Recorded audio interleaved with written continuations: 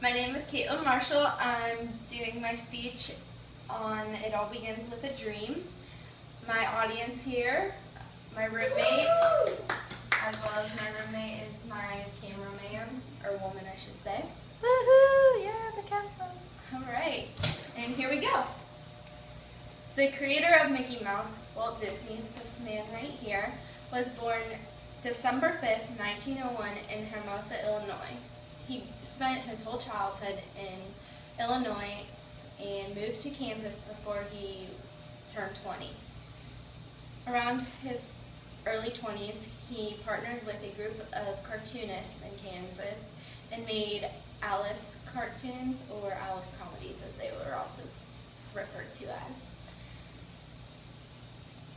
They made these until they had to declare bankruptcy. This is when Walt moved to California, and that is where our story begins. Walt Disney created a legacy when he created the Walt Disney Company, and it grew to what is known as Disneyland and Walt Disney World. The beginning of the Walt Disney Company began in the 1920s as a cartoon studio called the Disney Brothers. The reason it was called Disney Brothers is because he partnered with his brother Roy to create the studio. He continued making the Alice cartoons until about the late 1920s. This is when the birth of Mickey Mouse came about, and he was first premiered in Steamboat Willie. Shortly after Steamboat Willie, the gang was introduced.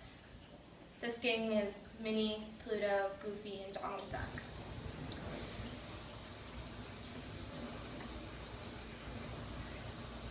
In 1934, Snow White and the Seven Dwarfs went into production.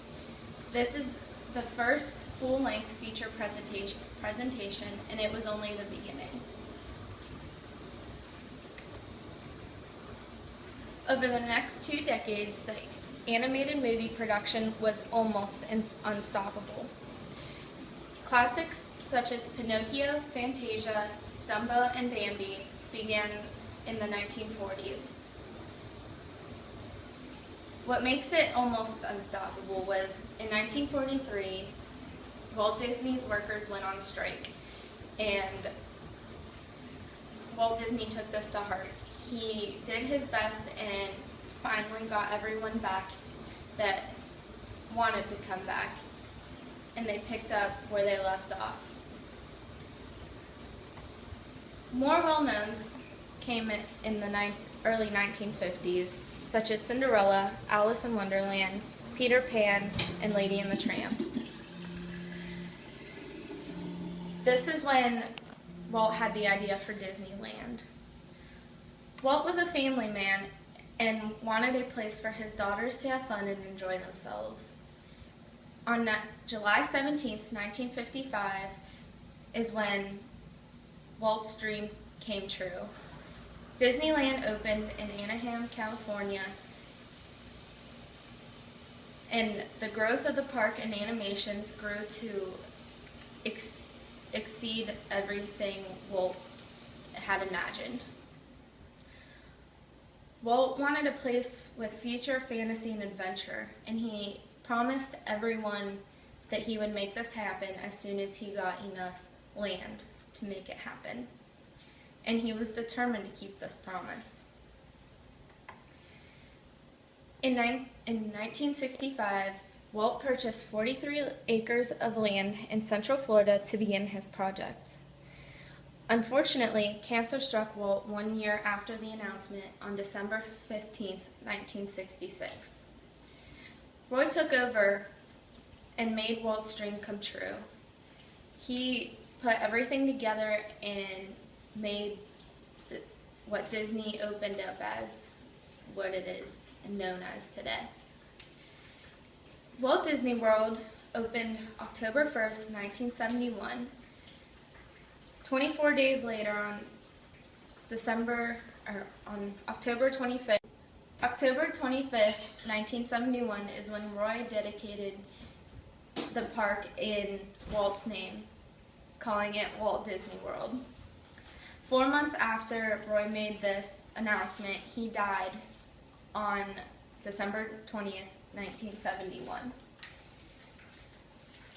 The Walt Disney Company and Walt Disney World have definitely made transformations through the past 44 years.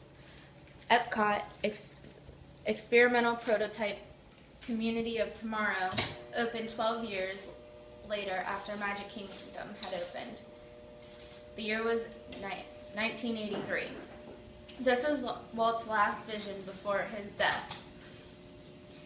MGM Studios, now called Hollywood Studios, opened in 1989, and Animal Kingdom opened in 1998.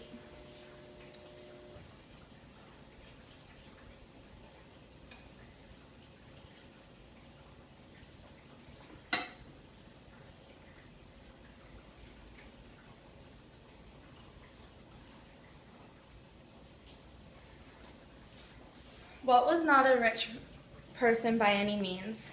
He once said, "I do not make movies to make money. I make money to make movies." The Walt Disney Company keeps his dream come true through Walt Disney World and Walt Disneyland. Anyone who has ever watched a Disney movie has been a part of making Walt's dream come true. The end. Yeah, people. Woohoo! All right, Caleb.